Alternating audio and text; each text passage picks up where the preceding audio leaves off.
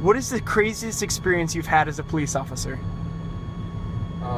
Well, a lot of stories are gonna pop in your mind, but I think the one for me that was most interesting, almost after the fact, there was a situation where I stopped the car, had a headlight out. It was 10 o'clock, something you kind of see a lot.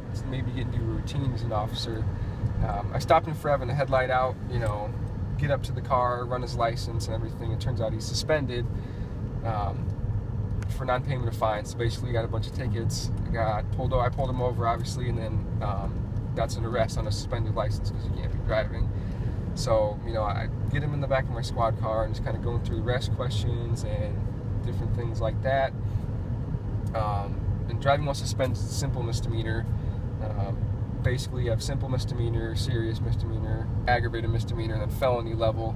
Anything serious and above will transport him to the jail. But this was a cite and release, so I brought him back to our police department. Very friendly guy, very, very respectful. Interesting guy for sure. Said he was going to UNI for a graduate degree. It was just kind of strange because he had an address in Cedar Falls, he had an address in Pittsburgh, Pennsylvania, he had one out west, and he had warrants out of Florida. The warrants were non-extraditable outside of Florida, so obviously he wasn't arrested on those charges as well. Just kind of an interesting guy for all the different, I guess, addresses and things he had. But I cited and released him that day, and I mean, nothing was eventful about that, but I know our investigations office got caught.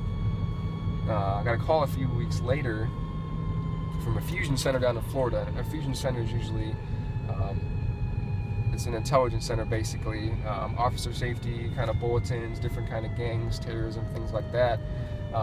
Asking about this individual being involved in terrorist activities was what they were calling for, and they couldn't find him. And he had left the Cedar Valley area, and he was somewhere loose in the United States. So for me, that's kind of unnerving, and as an officer, it's something where, you pull someone over for something as simple as having a headlight out, and you find out that this guy, is wanted in relation to, connections to terrorist groups. It just kind of keeps the mind rolling as far as your training is concerned. So I think that's definitely, like I said, after the fact, maybe one of the crazier things that I've dealt with. Like I said, I can go into a lot of different stories, but for me, that kind of stuck home. It's kind of the sense of, like, holy crap, sometimes it's just, you never know what the situation's going to bring. So